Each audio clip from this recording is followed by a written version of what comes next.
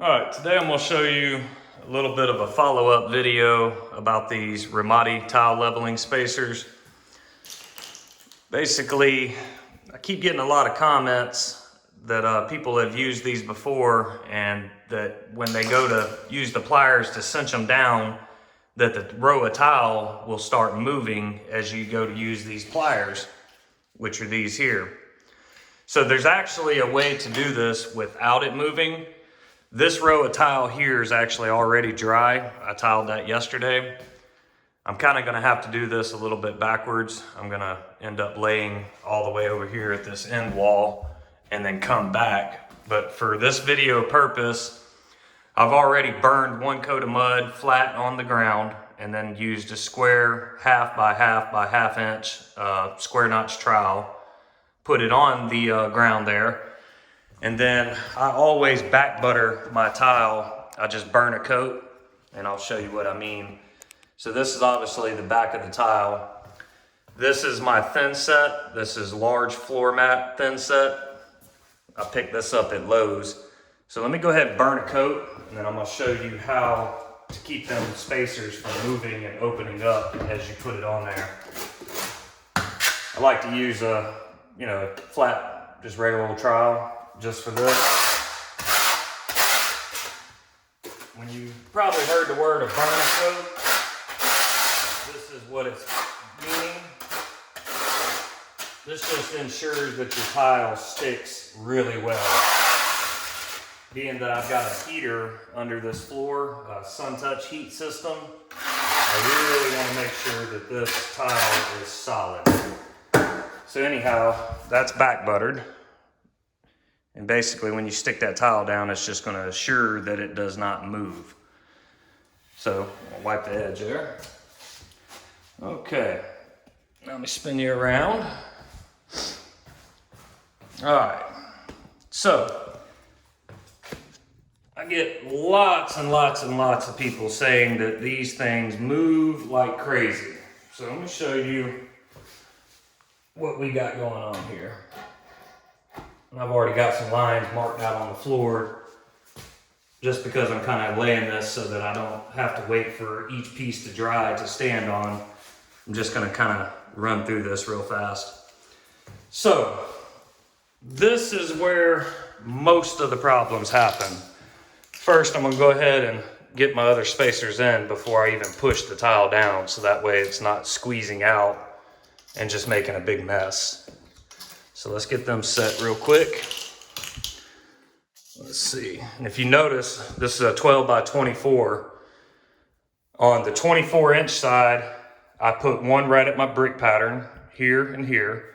I put one right at the edge on both ends.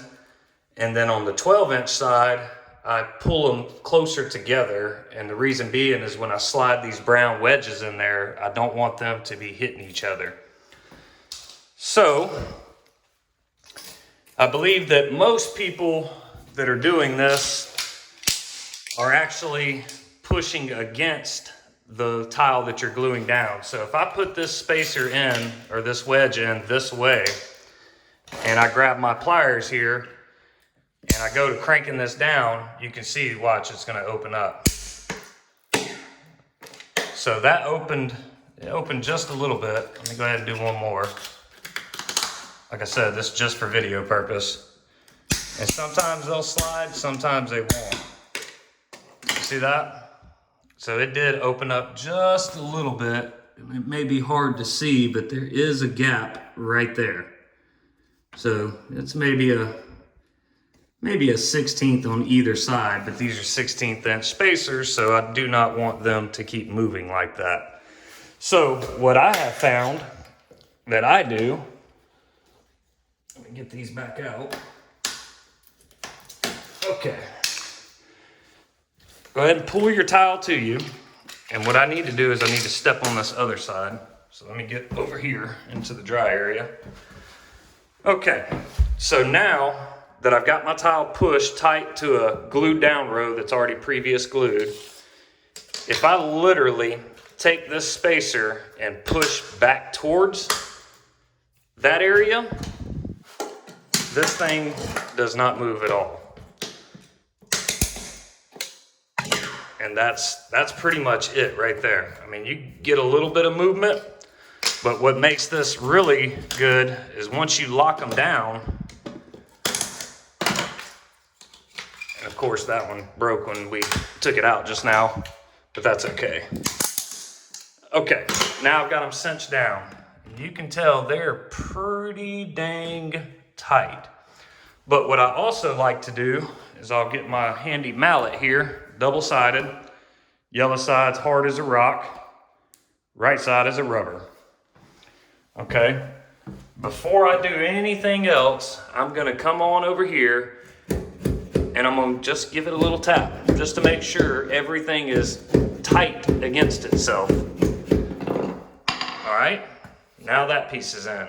So let's get over here to my cuts. This is left number 2, which is gonna go in that corner. I'm gonna do the same thing. I'm gonna back butter it. Like I said, I back butter everything. You won't be calling me back for a loose tile.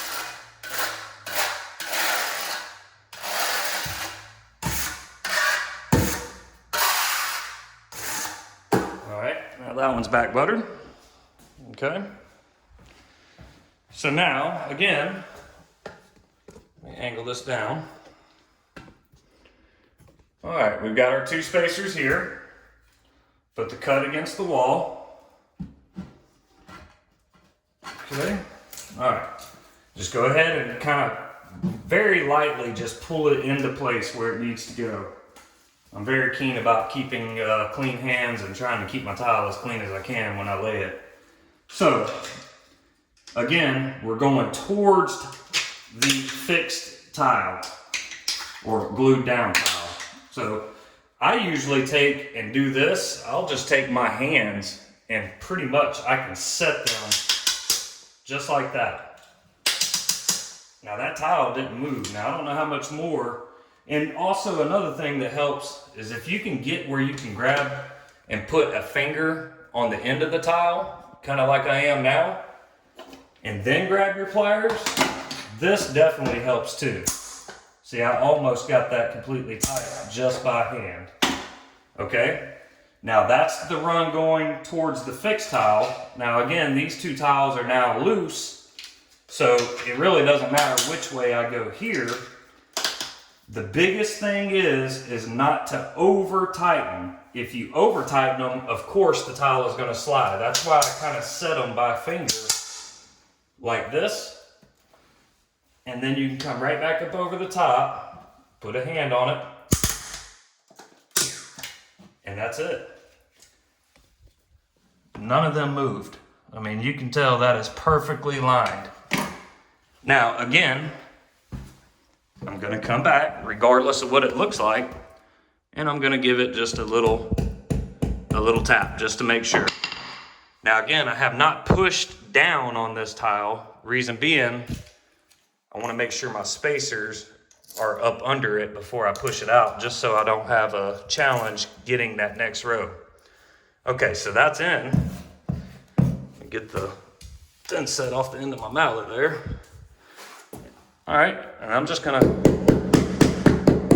give it a little tap, make sure it's all set and knocking down the ridges.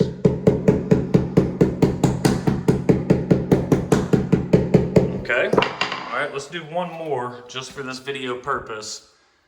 And I'll add one more spacer there just to do it.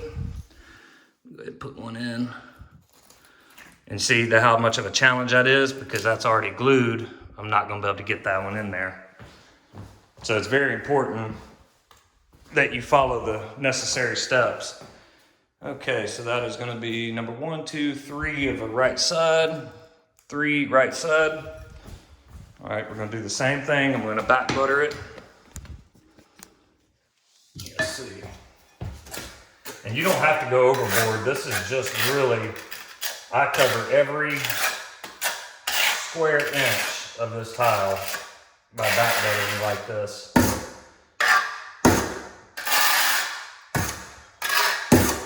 It really does help the thin set sit really tight. Like when you put a piece down, you can actually look at it and flip the tile back up and take it off the floor.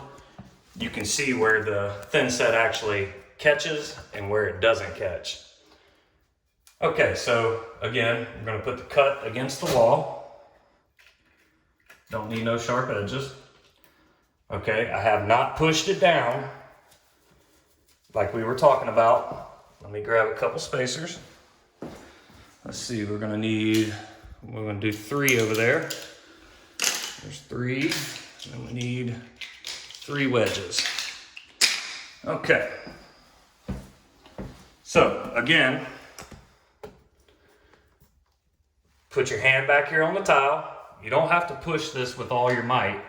We're going against the fixed tile, the glued down tile. Okay, I'm gonna try to finger tighten it.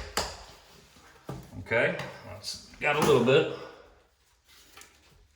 Fingers are on the tile, kind of holding it in place. Just kind of make sure everything's right where you want it before you start.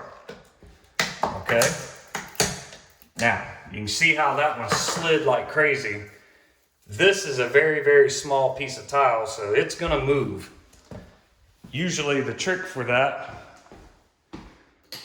would be this guy here, or even this here. Both of these things work really, really great to help when you're up against a wall with a very short, small piece of tile.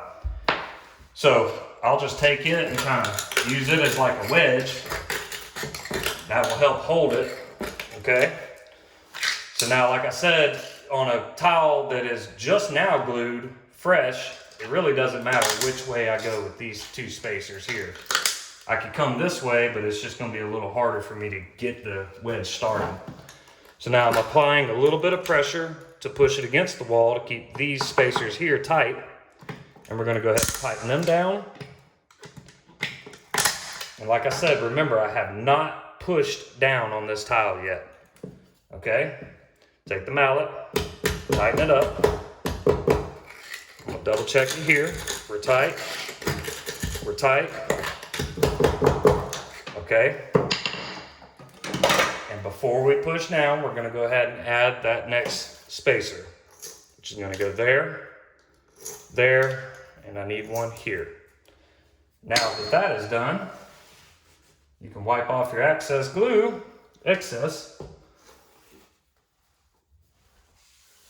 Okay, and this is what it's gonna look like. So everything is nice and tight. There is no gaps. This is ran on a brick pattern. And yes, I know I did not put one in there, and that one broke when we started this video. So I'll take the hard end of my mallet and I'm gonna go ahead and just break it out. And these are very simple to pop. That's it. Now, because this wasn't glued right now and it's not dry, sometimes you'll get left with that tab in like that. You can tap it again and it'll break away. Get your little pick tool, and usually you can reach right in there and grab it out. It always works a lot better to me though when the tile is actually glued and dried. Anyhow, this is the Raimondi tile leveling spacers. I use these things every day. They are really, really nice. They do carry different sizes.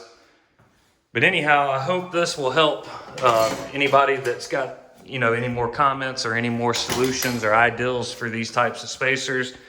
Give me a shout down in the comments below.